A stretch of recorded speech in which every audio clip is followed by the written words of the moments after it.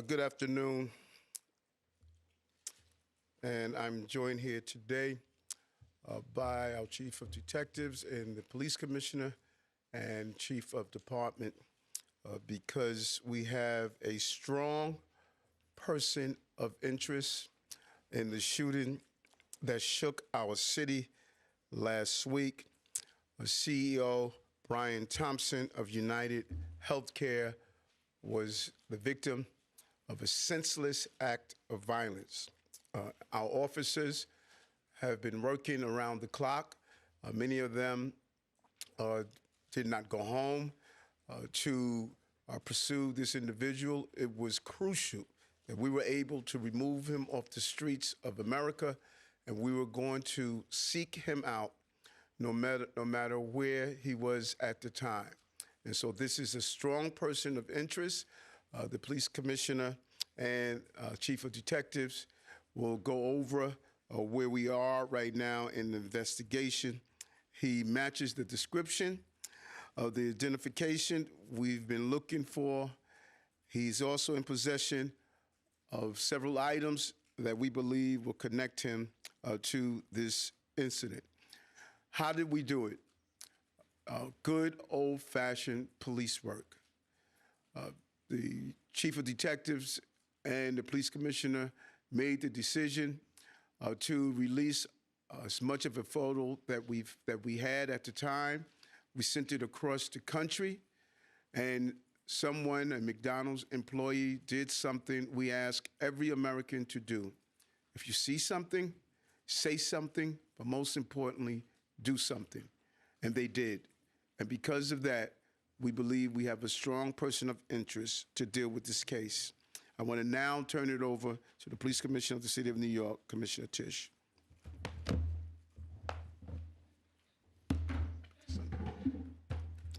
Thank you, Mayor. Good afternoon, everyone. Earlier this morning in Altoona, Pennsylvania, members of the Altoona Police Department arrested Luigi Mangione, a 26-year-old male, on firearms charges. At this time, he is believed to be our person of interest in the brazen targeted murder of Bryan Thompson, CEO of UnitedHealthcare, last Wednesday in Midtown Manhattan. The suspect was in a McDonald's and was recognized by an employee who then called local police. Responding officers questioned the suspect, who was acting suspiciously and was carrying multiple fraudulent IDs as well as a U.S. passport. Upon further investigation, officers recovered a firearm on his person as well as a suppressor, both consistent with the weapon used in the murder. They also recovered clothing, including a mask consistent with those worn by our wanted individual. Also recovered was a fraudulent New Jersey ID, matching the ID our suspect used to check into his New York City hostel before the shooting incident. Additionally, officers recovered a handwritten document that speaks to both his motivation and mindset. NYPD detectives are en route to Pennsylvania as we seek to interview the subject further.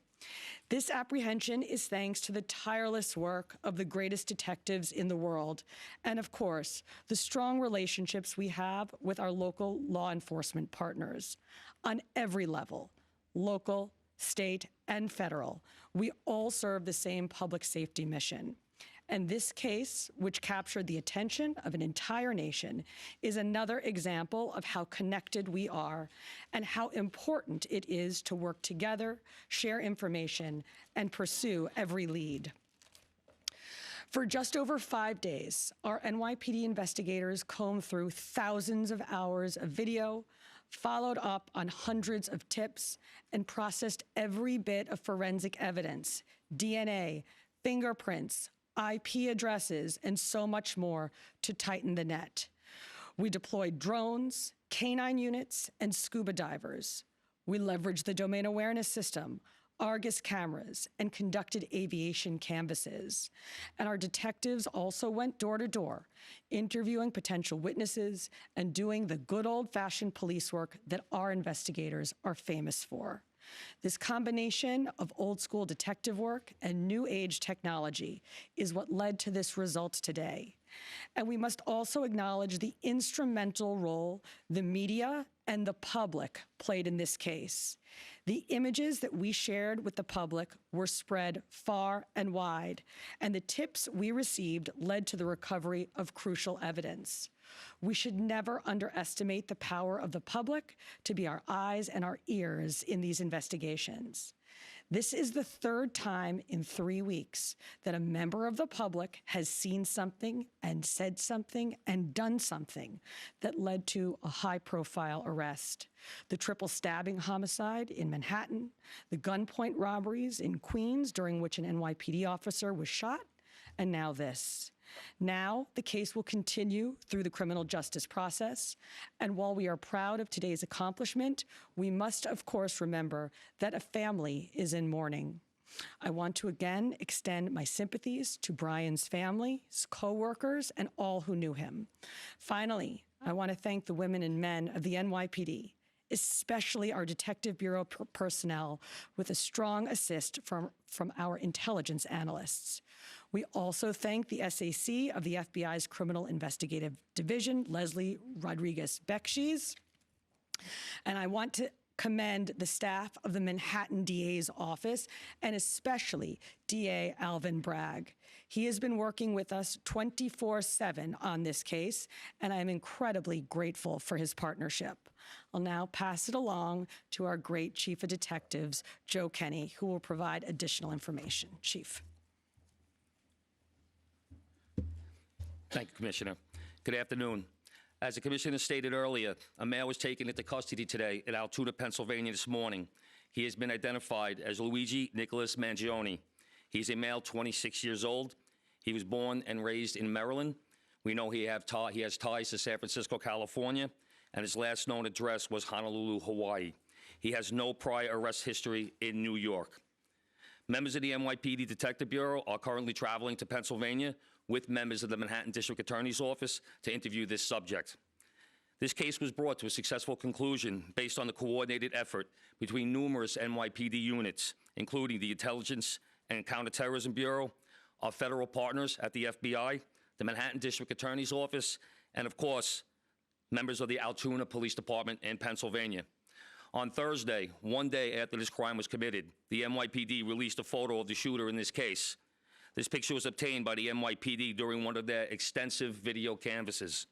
We took that photograph and we asked for the public's help in identifying this subject, and the public responded. Hundreds of tips began to pour into our hotline.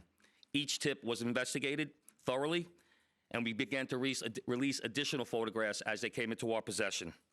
The NYPD provided these photos to numerous media outlets. Local, national, and international outlets released the photo via television, print, social media, and online content. Luckily, a citizen in Pennsylvania recognized our subject and called local law enforcement. Members of the Altoona Police Department responded to the call, and based on their investigation, they notified the NYPD. This investigation is still active and ongoing. Thank you very much. We're going to take questions on shooting first, and then we'll... Mark? I had a couple of questions about the document that he was found in possession with. Can you go a little bit more in depth about those motivations that you mentioned? Was that CEO specifically named in that document? Was there anything more about him wanting to go after others? And also in that document, was there any indication that explains us how the level of detail that he went into killing him? Like, is there anything? Like I said, that document is currently in the possession of the Altoona Police Department as part of their investigation. But just from briefly speaking with them, we don't think that there's any specific threats to other people mentioned in that document. But it does seem that he has some ill will toward corporate America. Over here, sir. MJ? Chief, was the suspect wearing a mask at the time he was spotted in McDonald's? And also, criminal cases often have a linchpin. Can you point to a single linchpin that helped crack this case? There's numerous linchpins in this case, in the fact that we've recovered an enormous amount of forensic evidence, an enormous amount of video, and once again, with your help and the public's help. So I really couldn't put it on one thing, but if I had to, it would be the release of that photograph from the media. Dean? You said he had a passport on him. Do you believe he was trying to flee the country? And also, are you still looking for any evidence in Central Park in regards to the bike? We had divers in the water yesterday. That came up negative results. The passport, we don't believe that he was planning on doing any traveling at this time. We don't think at this point in our investigation, we don't think he was trying to flee the country. The person at the McDonald's, were they buying food? What were they doing at that exact moment? He was an employee at the McDonald's. Right. But what was the suspect doing? He was sitting there eating. Will the suspect be brought back to New York and charged here, and when? We're going to have to work that out with the Manhattan District Attorney's Office in Altoona, Pennsylvania. He's going to be facing gun charges there, and at some point we'll work out through extradition to bring him back to New York to face charges here, working with the Manhattan District Attorney's Office. Hi, Anita from the New York Post. I was just hoping to get more details on the capture itself. Did he put up a fight? Did he say anything to cops? And we've also reported that he published online anti-health care industry rantings. Can you share with us some of the services that he posted on? We're still working through his social media. We're going to do a complete scrub of that. Preliminarily, like I said, he seems that he has some ill will toward corporate America, but that will all come out as part of our investigation. We're not done here. We're still going to be putting this together. We're still going to be working very hard to bring this to a successful conclusion. And the capture itself, did he put up a fight? Did he say anything to police? I don't have that information. Oh, sorry. Can you elaborate on how he got there, the path he took from Port Authority and on the George Washington Bridge to Altoona, PA? Same thing. This just happened this morning. We'll be working, backtracking his steps from New York to Altoona, Pennsylvania. I was going to ask if we knew anything, if he took a bus to Philadelphia first and then somehow got to Altoona. But We're still working on that. We're still working through that. Is there any indication that anybody else was helping him from the inside, as far as tracking the CEO's movements? Once again, we're still working this investigation very hard. It's not at its conclusion yet. That could come out during our investigation, but as of right now, we have no indication that that took place. Chief, did he have any weapons or anything like that with him when he was arrested? He was in possession of a ghost gun that had the capability of firing a 9mm round and a suppressor. Can you get into a little bit about the technical aspects of the investigation? I know you deployed an unprecedented amount of technology. You also activated the Sentry program through Intel. Can you talk about how that is going to play into actually building the case as far as cell phone and all of the other technical aspects of what you've done? In this case, it really came down to technology was the use of drones in Central Park, and really comes down to the video canvas that we did. We used every source of video that we could collect, hundreds and hundreds and hundreds of hours from hundreds of sources, and that helped bring this to where we are right now. The gun is it believed to be the gun he used in the shooting? And there was some talk that it was a veterinarian type gun. Is that accurate? No, as of right now, the information we're getting from Altoona is that the gun appears to be a ghost gun. May have been made on a 3D printer. The capability of firing a 9mm round, obviously that will come out during our ballistics testing. Oliver? Yeah, Oliver Barnes from the Financial Times. Do you have any indication how long this handwritten, is it a handwritten manifesto that you found on the suspect? And then also whether or not he put it online at all? Don't know if it's online. As of right now, it's a handwritten 3-page document. Chief, does he have ties to that area, and was he someone who you knew by name before his arrest? We believe he may have attended college in Pennsylvania, but like I said earlier, he has ties to Maryland and California and Hawaii. And you knew him by name before today? Was his name on your radar? Excuse me? Was his name on your radar? Was he someone who you had been looking into before his arrest? No, we did not have his name prior to today. Bryn? Okay. Does he have any prior arrests? I know there were none for New York City, but is there any prior arrests anywhere else in the country? We have not come across any arrests in the country. Chief, hi, how are you? On two things. On the ghost gun, is it something you're going to be looking into to see if he made it himself and can he make that himself? Or would he have to buy the gun the way it was? No, once again, that'll be part of our investigation as we follow up.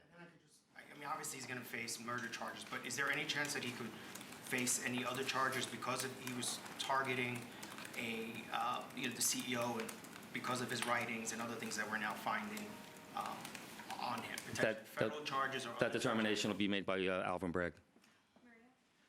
Yes, what connections does he have in Pennsylvania that you know of, and are they in Altoona specifically? We believe he attended college in Pennsylvania. Does he know anybody in Pennsylvania? Wouldn't be able to tell you that. All right, we're going to take one more question from Shooting Marla, and then we're going to go. Is there, what, you talk about the manifesto having said things against corporations, but specifically UnitedHealthcare, and do you believe that Mangione acted alone? We believe at this point, our investigation is leaning toward he was acting alone. So, like I stated earlier, we're still working through the investigation. We're not stopping today. And as far as the manifesto, like I said, I don't have the complete details of that. It's in the possession of the Altoona Police Department. We're going to shift to opt-out. Yep. Good job, Chief. Commissioner, Chief Mangione.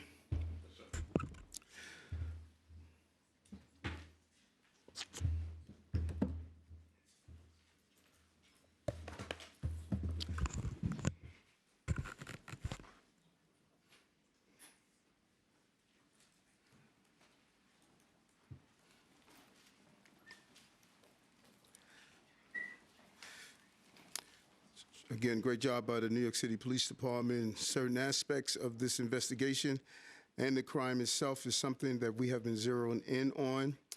Ghost guns.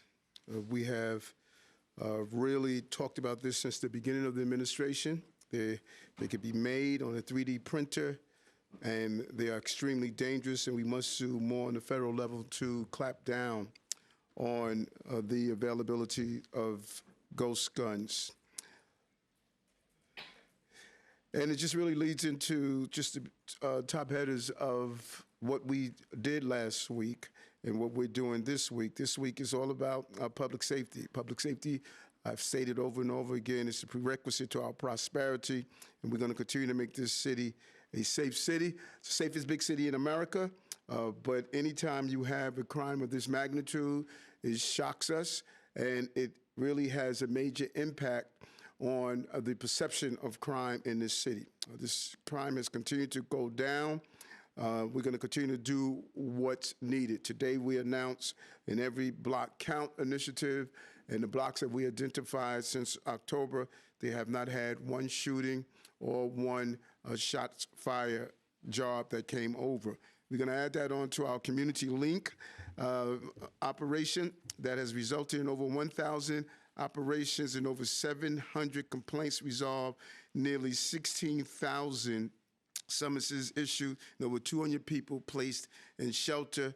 Our community link initiative is extremely important. It operates every day across the city, removing ghost cars, targeting illegal vendors, and addressing the everyday problems that make New Yorkers feel unsafe. The precincts where we have focused on our Every Block Count is the 73rd Precinct in Brooklyn and the 46th Precinct in the Bronx. These two precincts have historically seen high rates of violent crimes and shooting incidents, and so we want to make sure we deal with all of those quality of life issues that impacts why criminal behavior takes place. We don't want to only to be reactive, we want to be proactive. Hats off to the team. It's a big belief on my part. You have to dismantle the historic walls that kept us from operating together. FDNY, DSNY, DOB, DEP, HBD, NYCHA, Parks, DOT, and other community-based organizations are all part of this initiative with the local block CEO and many, many more agencies. You know, last week we announced Axe the Tax for working class. We're really pleased with this initiative. $62 million will be going back to those who are at 150% of poverty line. When you add that with our earned income tax credit and the other initiatives that we put in place, it clearly shows how important it is for us to focus on working class, low-income working class people. We really want to thank Senator Leroy Comrie and State Assembly Member Ronise Bichat-Hermelin for carrying the bill. So, Amaris, why don't we open the floor to a few questions? Hi, Mr. Mr. Mayor, How are you? Good. Other Good. big news today, Daniel Penny was found not guilty in the Yes. killing of Jordan Neely. I wanted to get your thoughts on that. And then another question. Last week on our morning show, you left the door open seemingly to rejoining the Republican Party. I wanted to know why you didn't say you're a proud Democrat. Do you find issues with your own party? First, as I stated when this incident first happened with Jordan, that's my son's name. And so, these incidents that happen in the city is not only professional, but they're personal, and we take that with us. Jordan should not have had to die. I strongly believe, as I've been stating, probably from day one, we have a mental health system that is broken. When you have someone repeatedly going through that system, that's a signature of failure. And we need help in Albany and in the city council. We can't sit back and mourn the loss of someone that is caught up in this system when we're not taking the action every day. But a jury of his peers heard the case, saw all the facts and all the evidence, and made a decision. And I joined DA Bragg in stating that I respect the process. And then on my second question last week on leaving the door open about joining the Republican Party on our morning show, why didn't you say you're a proud Democrat, and do you find issues with your own party? No, it's amazing how things take legs and create their own creative writing style. I never stated that I was not running as a Democrat. I ran as a Democrat as a senator, as a borough president, as a mayor, and I won. I'm running as a Democrat. I was on Channel 11, and they asked the same question. I said the same thing. I am true blue, but I'm also a true blue-collar mayor. And the American people in general, but specifically here in the city of New York, they're tired of this squabbling after campaigns are over. I don't think anything is more infuriating than while you are dealing with everyday crisis, people are having an intellectual conversation of parties. When I took office as a police officer and as an elected official, I pledged allegiance to the United States of America. That's what I said on your show. And how did I run wild? That's just the nature of the creativity that comes from your industry. I ran as a Democrat, I'm going to run as a Democrat, and I'm going to win as a Democrat like I did the last time. Good to see you. How are you? Not too bad. How are you doing? Good, good. I was wondering if you could follow up on another comment you made over the weekend about the potential of invoking executive action to override the council and sanctuary city laws. Mm-hmm. Can you give us any other details about what you're considering doing? I think you've expressed why, but any details about any new policy you're presenting? And one quick follow-up to Kelly's question. Do you think the verdict in the Daniel Penny case says anything about the mood of the city, and do you feel like it opens the door for maybe more of these interactions of people taking justice into their hands, so to speak? Yeah, good question. And I'll answer the latter first. What you see, what people often do, a lot of people make interpretations, about trials, but juries are in the courtroom. They're hearing every piece of evidence. They are hearing the testimonies. They have to make the decision, and that's the system that we have. And actually, it is probably one of the best systems on the globe. And I think the juries heard the evidence and made a determination based on the evidence that they heard. And does it impact what's going to happen throughout the city, that people are not going to take action or going to take action? I don't think it does. I think that oftentimes people make these decisions when they are in the midst of it. And there's a desire of New Yorkers to help out those who are in need. There's a desire of New Yorkers to always respond when they believe it's necessary. And I don't think that is going to change in any way. This is not the first time, and I'm sure it's not going to be the last time, that individuals take actions, and people are going to question about those actions that happen. But at the cornerstone and the heart of this is that this young man, like so many others that are on our subway systems, I made it clear. That's not a place to sleep, to live. That's not a place to be. And when they need help, we need to give them the help that they have. What was your first question? Quickly, if you could give us any more details about what you're Just the thinking sanctuary about the city. sanctuary city. I have not been unclear about this. I've been extremely clear. I've said it over and over again. I said it last year sometime.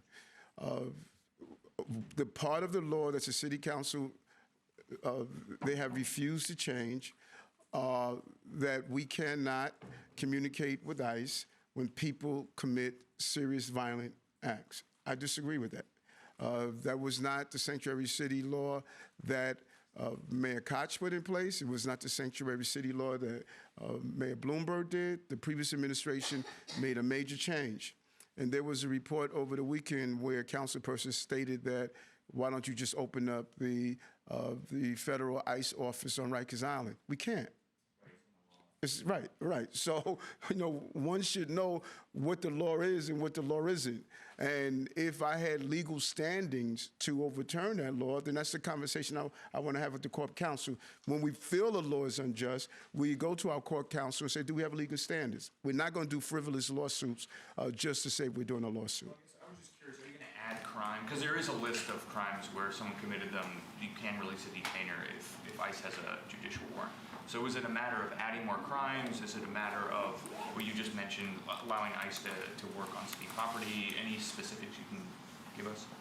My directions to the Corp Council was to give me my options on what I could do as the mayor and what EO I can actually put in place. They are looking through the options. They're extremely clear on my feelings about people who harm innocent New Yorkers and people who harm migrants and asylum seekers. I'm clear on that no one in this city should be the victim of a violent crime. And so they're looking at that, and once we make a determination, I can circle back. Mr. Mayor. Yes. How are How are you? Good, thank you. I just wanted to circle back onto the Daniel Penny verdict. Should the governor remove District Attorney Alvin Bragg after losing this case, which you previously signalled is a case that should not have been brought forward? And then I just wanted to follow up with, is the jury's decision a reflection that New Yorkers are sick of a soft-on-crime justice system? Sick of what? They're sick of a soft-on-crime justice system. No, she should not remove DA Bragg. The people voted for the district attorney. We have a process, and I am totally against using mechanisms to overstep the boundaries of the electeds. And so, no. And we've had great partnership with the district attorney and some of the things that we have done in the city, and we look forward to continue to do that. New Yorkers have always been tired of things that allow people who commit violent acts to be part of a revolving door system. I've talked about this over and over again, that we need to deal with those who are repeatedly dealing with carrying out violent acts and those who need help. 18 to 20% of those who are on Rikers Island have severe mental health issues. 51% have mental health issues. That's why my call of using one of the 4 jails that we're opening to turn it into a state-of-the-art psychiatric facility. We could do a better job, and we could do better resources, and it can't be waiting until these incidents happen, then everybody stands up and says something's wrong. We need to stand up before something happens. Hi, Mayor. How are you, Emily? Good. When you meet with Tom Homan this week, are you planning to talk with him about migrants who are living in the shelter system? And do you plan to express anything to him about the threats of deportation, about your concerns about people who are here who are law-abiding? We're going to have a host of conversations, but at the root of my conversation is how do we secure our border. I want to share some of my strategies. We need a real decompression strategy. It's important to go after those who are committing serious crimes, particularly those dangerous gangs that have come from Venezuela, and now we're finding them on the streets of our country. And I'm interested to hear his ideas on how we're going to go about that, and I'm excited about the conversation. Thank you, Mr. Mayor. How are you? On the Daniel Penny verdict, too, I understand you're saying you respect the process. I'm just wondering if you think this is the right verdict. You said last week that you wanted the jury to reach the right verdict. You also said last week that Mr. Penny did, quote, what we should have done as a city in his interaction with Jordan Neely. I'm just wondering if you can elaborate a little bit on what you meant by that on a totally different issue. There was a mayoral forum over the weekend specifically about housing, where 3 candidates committed to quote-unquote freezing the rent, more or less directing the rent guidelines board to not do an increase next year. Is that something you would support, and if not, why? And on these mayoral forums, you didn't show up to this one. Are you going to show up to any of these, or why do you keep skipping? Yeah, first, do I think it's the right verdict or the wrong verdict? The jury made their decision. I respect, like the DA, I respect the process. And that was the process. And what I was saying about we should have been standing up for those passengers. That's what we should have done for the city. And standing up for those passengers mean address the mental health crisis we have in the city, and not just wait until incidents like this happen. And determination of him that he stood up rightfully or wrongfully, that came in front of a jury of his peers. What was your second question? The mayoral forum over the weekend. Yeah, we got many forums that are going to take place, and what I've learned when I was campaigning, a lot of people talk about the ideas of what they can do, what they want to do. One thing no one can say, I did it. All the things that I said, for the most part, that I was going to do, from dyslexia screening to reducing tax on low-income New Yorkers, to bringing down crimes, to high-speed broadband for NYCHA residents, to investing in foster care children, to do tax incentives for low-income New Yorkers, to turn around the unemployment rate. I can give you the whole list. So what they're doing is wishful thinking. I put the team together to make it happen for housing conversion, and I'm happy to hear that they all have woke up and realized we have a housing crisis, and now they're coming up with visions. But it's starting from the fact we had the most comprehensive housing reform in the history of the city. That's what we got to remind everybody. And all those who are running that are elected already, the question should be, where have you been? So if you had all these visions before, don't wait until you decide to run for mayor. We're doing it. And so good luck to them. And I'm looking forward to some of the forums and some of the debates. I'm looking forward to them because I have something to run on, not just a dollar in a dream. But specifically freezing rent, is that something you would support for the RGP? Mr. Mayor, so this morning, the City Council and the Public Advocate filed a lawsuit over your suspension of the local law 42, I believe, solitary confinement bill.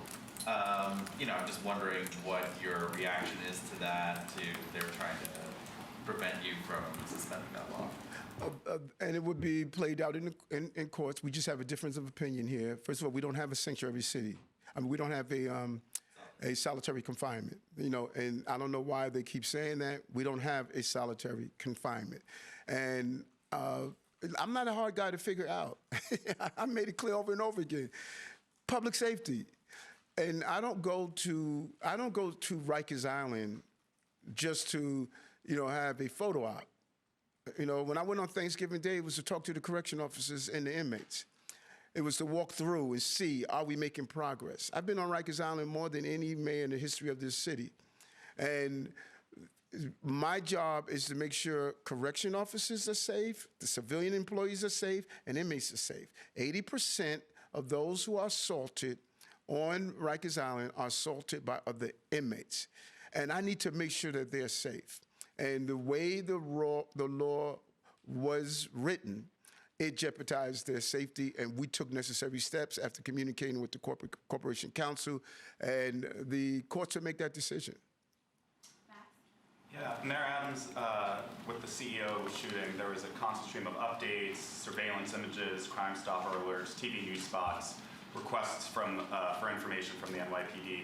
But I wanted to ask you about the killing of a migrant teenager last week in the financial district. A group of men attacked him and another migrant after reportedly asking him whether he spoke English or not. What updates do you have in that case? And do you have images of the suspects in that case? And if so, why haven't those been publicized, as we saw in this other case? And has the same amount of police resources been spent on his death as the CEO's death? First and foremost, the fact pattern that you just described about asking, did he speak English? That was not in any of the reports. That was not in any of the interviews, because I specifically asked the investigators and the commissioner, and that was in any documentation or any of the interviews that took place. Any loss is a huge loss, and there are aspects of that incident that is slightly different from what was reported and is currently receiving the necessary manpower to bring the person to justice. And we don't believe a loss of a death of an innocent life should be ignored. But when you have a specifically targeted shooter, we didn't know if this person was going to carry out additional shootings. We didn't know if this person was a serial shooter. We didn't know what we had. We knew we had to take him off the streets of the city. So the urgency was not so much that was he a CEO in comparison to someone that's a low-income New Yorker? No, it's not. We did not know what we had and what was going to be the extent of that. And as it was just mentioned, some of the preliminary reporting that the chief gave us is that he was showing a total, appeared to be a distaste for corporate America. So we didn't know what was next. And we did the necessary decision to make sure we brought this person to justice and took him off the streets of New York. So the reporting hasn't been accurate. Do you have any updates on that case? We're actually moving on. Morgan? Hi, Mr. Mayor. Hey, Morgan, how are you? I'm good, thank you. So on the man believed to be the suspect here, one of the reasons why you guys got a good look at him is because he was able to pull his mask down in the hostel. Just wondering if this is prompted you to renew your call to have people not wear masks when they go inside businesses. And then my second question is, you said that you're going to run as a Democrat, but you said you're also a blue-collar mayor. Do you feel like the Democratic Party has strayed away from its blue-collar roots? I think it was last year, early this year, Mayor's dog years, we called to say, when you go into businesses and establishments, ask people to temporarily remove their mask. We can close these cases in hours when if everyone will cooperate and just say temporarily pull down your mask. You don't have to permanently take it off, but once you get that video, once you get that picture, then you are in a good place. And we're gonna ask our Uber, Lyft, taxis, all of them to act the same. When you get inside someone's taxi, someone's cab, someone's for hire vehicle, you should have that person pull down their mask so you can see who they are, and many of our vehicles have cameras inside.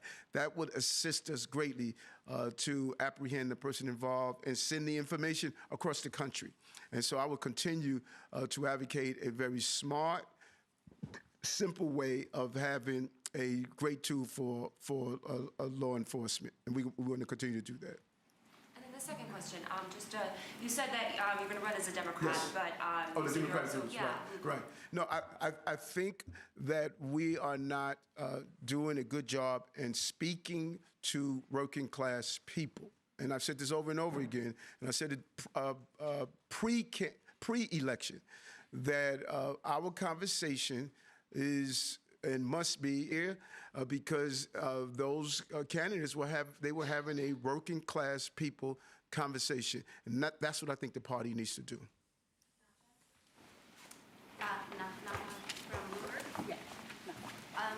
About the mask ban, Yes. I know that the governor has also been talking about pushing for a ban maybe in subways. You've talked about it. Would you go to some kind of legal ban or something that you present before the city council? I think it's a combination from our preliminary review. It's a combination from the city council and a combination from the state. We had a ban in place, and it was removed after COVID. I think we need to re-examine having that put back in place. And I know the governor has voiced some interest in it, and I think that what we saw here, maybe this would give the wind in the sail to bring this home. One thing is clear that, thank God, this person didn't go out and harm other individuals. The longer he stayed on the streets, the more dangerous it could have been. Hi, Mr. Mayor. What's up, Liz? How are you? Good. Just wanted to clarify something. You talked about this last week, too. Yes. Would you prefer to see an undocumented person who's accused of a violent crime, would you prefer to see that person serve out their sentence before being handed over to federal authorities? Or would you be willing to hand them over to federal authorities before that verdict and before the sentencing is announced? My desire is to give the member of the public who's the victim of that crime, they should serve their sentence. I want to hear what the borders are, what his ideas are, because justice is making sure that person serves his sentence. If that person commits a serious violent act and he's automatically cut loose, we can find that person back on our streets. And you can find that person, not every country will make sure that person serves out his time. If there's a way to have an agreement that they serve out their time in that country, I can live with that. But I think a family member who lost a loved one, who was viciously assaulted, who was harmed in a serious ways, particularly our 7 major crimes, they should get some sort of justice. And many of our borders in other countries lax in ensuring that that person does not come back into our city. Nothing would be more horrific that a person commits a serious crime and that person is immediately released without serving that time, and that family is not receiving any justice, and they come back on our streets. That's why we have to secure our border.